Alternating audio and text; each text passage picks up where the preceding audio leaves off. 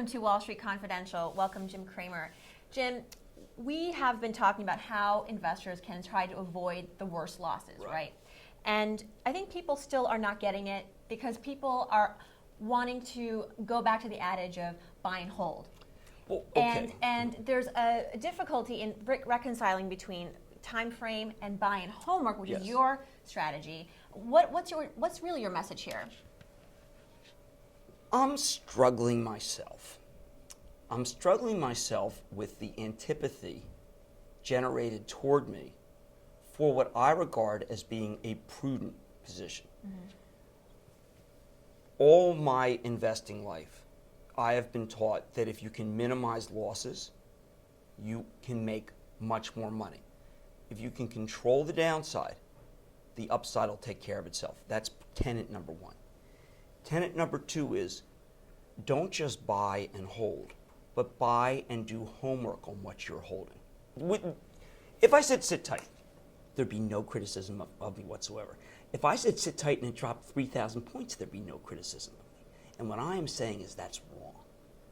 That if you told people to sit tight when there's a fire in the theater, you're irresponsible. I know there's a fire. I refuse to be irresponsible for the sake of appeasing my critics. My 17-year-old, I need the money. I'm using this example because it's amazing how difficult this point is to get through. But my 17-year-old, I had to pay tuition for her. Okay, I'm a wealthy guy. I'm not going to get a full. I have to pay tuition. But no one's so wealthy as to be ignorant. And I know that I have money put aside for her. I put it aside for her in order to be able to augment it. I don't think I'll be able to augment it within these next 5 years. So I'm taking that money out. Mm-hmm.